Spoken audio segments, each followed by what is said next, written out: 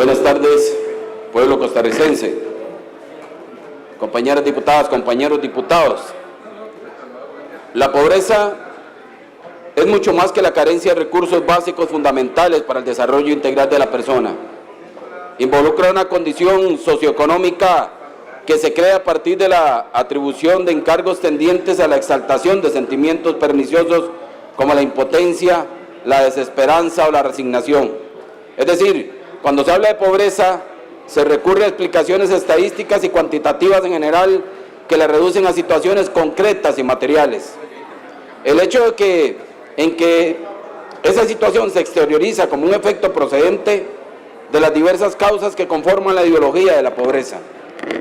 En consecuencia, la pobreza se configura como una categoría político-ideológica que agrupa discursos y prácticas estratégicas diseñadas para perpetuarla, cuyas repercusiones desembocan en el fenómeno que conocemos y que padecen miles de habitantes de nuestro país. En lo aparente, se quiere hacer creer que los países luchan por la abolición de la pobreza. Ese es un enfoque que corresponde a la deseabilidad social. Sin embargo, no va más allá de un discurso sobre el cual las clases económicas y políticamente dominantes se montan para ocultar las prácticas que niegan justamente la superación de la misma. Otro discurso que se difunde consiste en el que aduce que la pobreza es una especie de enfermedad endémica que se reproduce históricamente.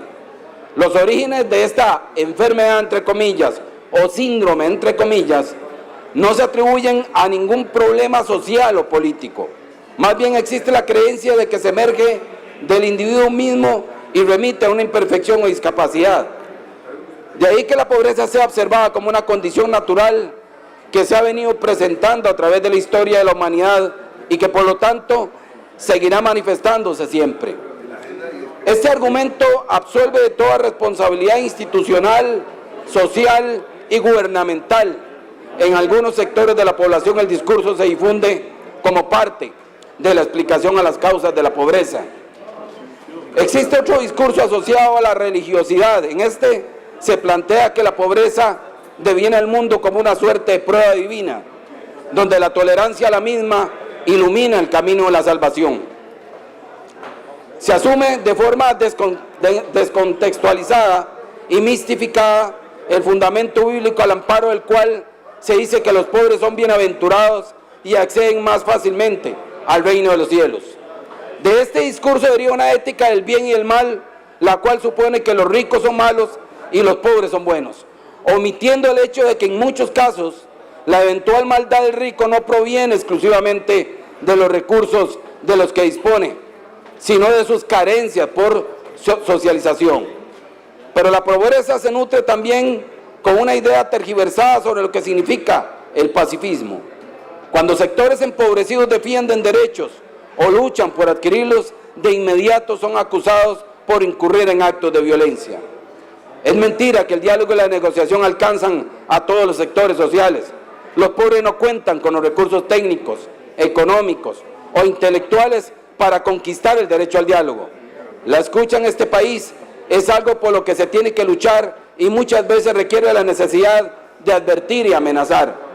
En ese mismo orden de cosas, la pobreza se construye igualmente cuando la propaganda comercial define abismos entre lo que se ofrece y lo que se tiene. Se manda a consumir de todo sin importar lo que la persona pueda. La propaganda no opera con intermediarios ni fiscales. Simplemente impone el consumo y castiga con frustración. Quien no consume es víctima de complejos. El sendero que sigue la pobreza está cargado de adversidades. Otra consiste en la estratificación de la pobreza. Es cierto que es necesario reconocer sectores o lugares prioritarios, según índices de ingreso, pero esto se hace también para evadir la implementación de políticas de Estado que permita integrarlas y demás cobertura nacional. Vamos a seguir ahondando sobre este tema a propósito de los últimos resultados de la pobreza y la pobreza extrema. Y vamos a hacerlo despacio porque creo que es un tema, al igual que la corrupción, que tiene que quedar claro en este país de una vez por todas, sobre todo de cara a quienes vienen a pedir los votos en el 2018 sin hacer ningún cambio en los últimos 40 años.